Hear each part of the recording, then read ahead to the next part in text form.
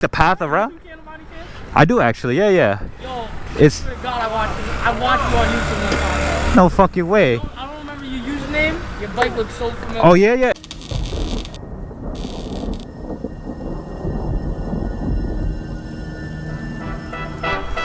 Alright. We got a new upgrade. Where is it?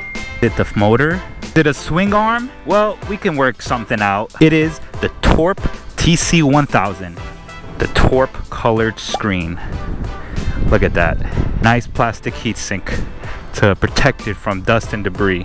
Okay, so a little bit about the Torp TC 1000. The controller itself can pull out 50 kilowatts max. Now for the specific Light Bee, you're looking to pull around maybe 17 kilowatts and 25 kilowatts if you have the Torp motor. Max battery current 700 amps, max phase current 1000 amps, all in this small compact controller. That's it for the details. And I want to show you the install process, so I'm going to head over to David the mechanic's house. We're going to go show you a little bit about how to install this controller and what I like and don't like about it. David the mechanic. What's good, J Styles, Gotham Repairs. Yes, sir. NYC Surron. Shut up. He got about 5 bikes in his. That's it.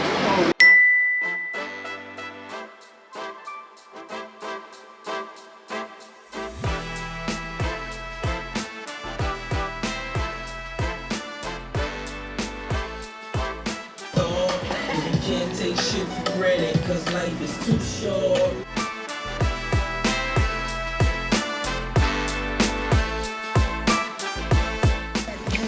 That's it, there she goes.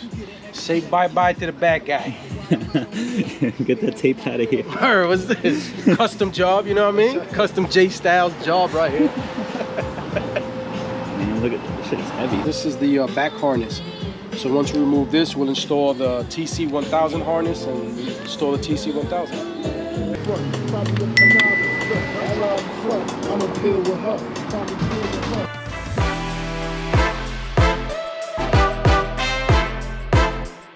Look. That's it.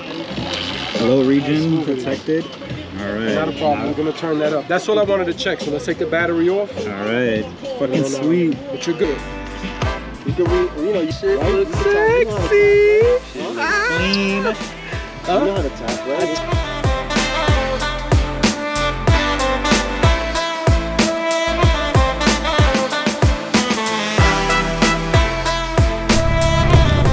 Let's talk about the screen. So as you know, we installed the Torp display. It comes with this toggle. You have a plus or minus. M is for like mode buttons. On the middle, you're gonna have here your speedometer. On the top of that, you're gonna have either the mode that you're currently in. On the right side here, you'll have your battery percentage. And then of course here, it's the equivalent voltage. First thing you have to learn is navigation. So this top button right here, the plus, will allow you to scroll through different kinds of menus. So right now we have this screen. Press up. These will show you your speed, your power, the minimum and maximum that you're currently running. I believe it resets every time you turn off your bike. Your speed, power, your BMS power, RPMs, voltage, motor current, and motor temperature. Right? Get settings. So in order to navigate, there's the bottom button you use to navigate bottom to bottom to bottom. So you see here, right now is the temperature, the speed. You can change it from miles per hour, or Celsius. Now modes, this is pretty interesting. So you press and hold the bottom button to change the current mode. So as you can see, I'm gonna press and hold here, and then it goes to 2. Press and hold, goes back to 3. So scroll through the next one. These are the last errors and last warnings. I'm assuming that you have gotten in the bike. I have nothing, so. And then about, which is the controller, basically a little bit about it, the version, the serial numbers. Back to the daily menu. Really a little bit about how you navigate with the screen. I find it very important and a little bit less distracting. I really do like how it just sits in the middle. It's just away from everything. I can't see myself having it here and then scooping it out here, especially if if I dump the bike usually falls right here and then it'll slam on the throttle, possibly scratching here. So right here is always good. Hey, thank you, appreciate it. They liking the Torp already. Look at that. Let's take one last look at it. Ride a little bit more, and then we're going to talk about the settings on the phone.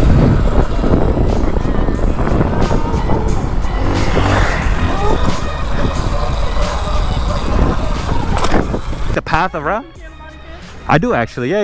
Yo, It's swear to God, I watched you on YouTube one time. no fucking way. I don't remember your username. Your bike looks so familiar. Oh yeah. Funny, it's funny you say that. I do actually have a channel. I'm actually recording a video for this controller I got. It's called the Torp Controller.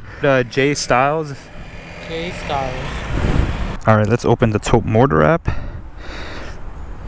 and you'll follow through with me right here. All right, so as you can see, really easy to redisplay. It got daily, change it, sport, eco. I like the coloring as well. Dailies, you know, sport motors always has to be red. On the sides here you have basically your battery percentage. I'm at 60, so you see it's going like from 60 to almost 50. So, and then right here we have your motor temperature. We have here these 5 buttons in the bottom. This is the main one that you're always gonna appear when you open the app.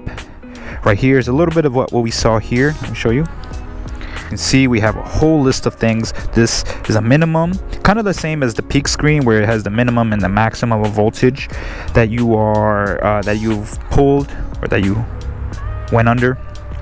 I like this live one which shows real life readings, so let's see if it's actually accurate. So I'm gonna go. All right, yeah, see, it's pulling a little stuff. And it right here is uptime. Basically, uptime is how long the bike has been on. Next menu right here, we have here is the battery settings. It's the stock Surron. I'm assuming this is like some kind of mode just for stock batteries. We have here the menu. This is what we're gonna look for of the settings. You have sport, eco, and daily. So for sport, this is what I currently have. Now, the field awakening, I usually was told to put around 100, but I always put like 80. So when I'm in sport mode, and it tells you field weakening has its advantages and disadvantages. More speed, more torque and on high speed. Disadvantages, less range and increased motor temperature. It's a good warning to give every other time. Eco, daily, you get to adjust motor currents at 208, 602 I mean. Battery current at 298, which is the estimated power is 20.k kilowatts. RPMs, usually I just always put this to the max, doesn't really make a difference to me. Battery, minimum voltage, maximum voltage, and motor temperature cutoff. It's really good to put that. Underneath here is the peripherals in case you have regen. I do have a regen, but this is from my other controller and it doesn't work with this for some reason. So kickstand sensor off because crash sensor on, why not? Now underneath that, and you got throttle settings, and you can change these for each eco, sport, and daily. Now this is what I like. You can change it by, you know, releasing here, press and holding here, and then just kind of moving it. It's like a dial. It's really nice.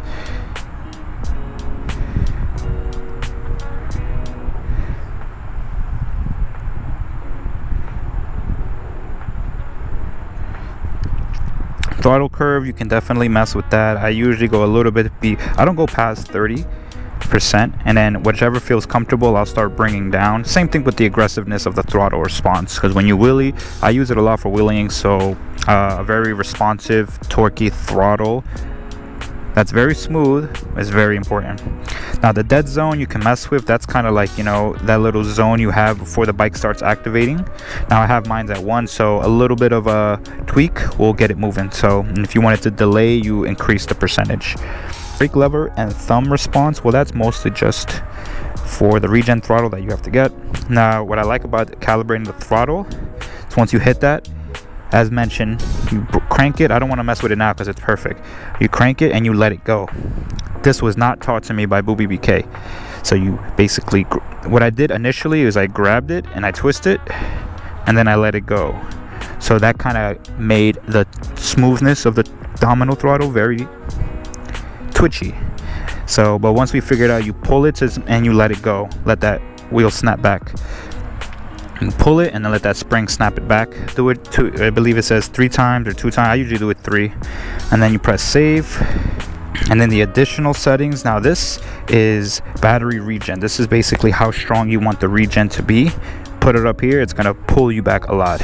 Make it lighter, you go this way. Here, you can just read it right here and it'll give you kind of the explanation of it. So I'm just gonna go through it really quickly. You got your throttle release time, and you can press that, you can read what it says. Stock mode, I believe it's a mode where you can just turn on and everything turns stock. So in case you're like running low on power, you want to just get home, or you just want to have somebody ride the bike how it would ride on sport mode, sorry, on a stock Surron, I can see why that. Brake lever priority off because we don't use cutoff throttles. And then over here's the information settings. You have here all of the information of the bike, so definitely good for that. And you get to update firmware, do all this cool stuff. Definitely, I wouldn't reset factory these settings unless you're told to. But yeah, that's a little bit about the app. So let's ride around for a little bit and I'll give you my overview. Guys, I've been using this Torp motor for about a few days now, and I just want to give you a little bit of overview and talk a little bit about my overall impression. I'm really impressed by how smooth the calibration is. It's just, I'm inching like barely, and it's just responding. And I think that's like everybody that's looking to wheelies these bikes, it's very important. And the throttle not too aggressive, so you know we don't really run a lot of power, so this is why it would be more of a daily. But overall, I've noticed that I'm really feeling great about how, I'm not sure how accurate the speedometer is. I think I'll do that for like a speed test. I'll do it on my app, and then I'll do it what it says here, and then we can compare that. But that's in the future video. Right now, this is overall my first impression. Now, I'm really liking this controller. I can't say anything about the regen quite yet. I think what I'm going to do is I'm going to splice this current regen and then maybe connect it. I'm not sure exactly how that goes, but I definitely would like to have regen since I, would want to preserve my brakes. I like how you can install it very easily. Like, it's just almost plug and play. But remember about that dielectric grease. You do want to put the whole entire thing on the top and then snap it in, push it and snap it in. That'll prevent a lot of dust, corrosion, and dirt from messing up those wires.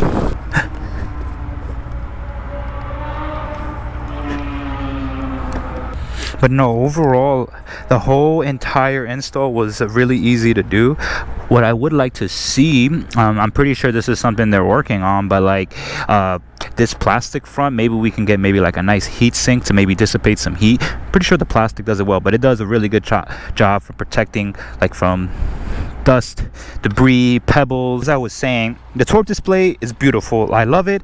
What I noticed is that the two wires, one connecting to this and then one connecting to the controller, I do notice that they both pop out from the top. I would like to see perhaps, not that it applies, but maybe one of the wires, especially the one closest to the bike, to be able to come downward.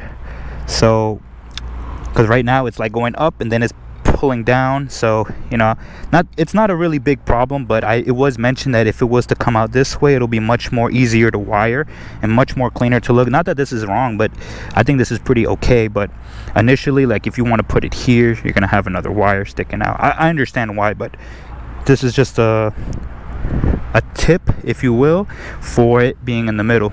Yeah guys, overall I appreciate you guys taking the time to watch this video. Thank you guys so much for watching. Like and subscribe if you find this content very useful. Comment any questions you have below, and I'll catch you guys in the next video. Peace out.